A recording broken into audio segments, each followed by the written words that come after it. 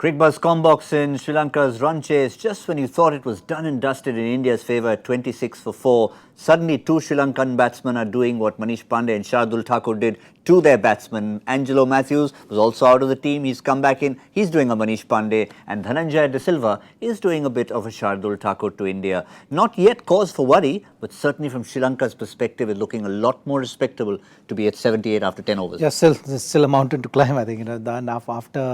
After losing that many wickets, it's never easy. So they have to. It's good that they are playing freely and scoring those big shots, but it's going to be very difficult for them to carry on because one wicket down, and again Indian bowlers will be back in the game. 201, yes, if it was 20 runs short, maybe they had a better chance, or 2 wickets less also would have put them in a commanding position or somewhat a comfortable position looking at the chase, because we've seen bowlers falter under pressure. But I think the runs are enough for Indian bowlers also. Even if they play a couple of overs nicely or hit some big shots, they always have a chance to come back in the game. Yeah, mountain to climb, at least they've reached base camp, but what really started the avalanche, as it was the top Indian bowling yet again. You called it early on, you said Jasprit Bumrah, maybe he was just getting back into things. Today he looks as if he's back. The signs were there, I think, that Sri Lankan batsmen have been struggling against pace, and that was the one biggest learning for them from this series, to tackle pace at the international level. If someone is bowling consistently 140 around those or 140 plus, how to deal with that. I think that's the learning. You've seen Kushal Perera also get out in the similar fashion. So Saini getting him bowled. So that's something which I think Sri Lankan batsmen have something to take back home with. But just from a fast bowler's perspective, we as fans just were gobsmacked when we saw that Saini Yorker, not for the first time. What is your take as a fast bowler when you see something like that? Someone, of course, at 140, but at that length. He's growing in confidence. There is no doubt about it. And it's very important as well. For Indian team to have these bowlers playing regularly, growing in confidence. Saini has that potential to crank it up. And more and more wickets he takes at this level, he will grow in confidence.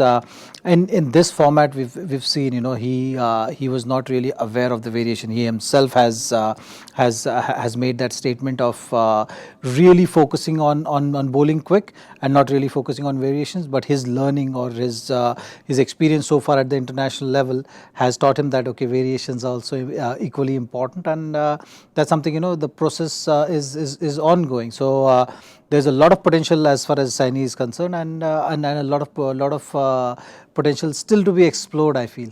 One very interesting reversal we saw. We had a look at the bowling card for Sri Lanka, and the two spinners were excellent as opposed to the pace bowlers. But a complete reversal here. We've seen the pace bowlers absolutely in command, all going at a single-digit economy and have taken a wicket apiece. Look at Sundar and Chahal. Haven't quite had that impact. Is it just about the fact that the batsman went after them, or maybe the dew, they're not getting the kind of grip that they want? Well, Matthews is very good against spin, and that's something which has played a role as well. There is a dew factor as well, and Sri Lankan batsmen are going to throw everything at the ball. They are in that scenario when they're chasing 201. You either get out or you hit. So that is the approach which we have seen from the Sri Lankan batsmen. It has paid off. So the pressure is on the spinners, but Virat always have that luxury of just rotating the bowlers. Get the spinners out of that hot spot and get seamers back in for a couple of overs and then throw the ball back at them again. Final thought, 40 in the last 3 overs. We know India had a great acceleration, 54 in the last 4 from 59 rather in the last 4 from Manish Pandey and Shardul Thakur. Any cause for Virat Kohli to worry right now, or his pace attack has enough class? Well, I think he definitely has these 3 bowlers who are in form, growing confidence. Bumrah is never really easy to get him away.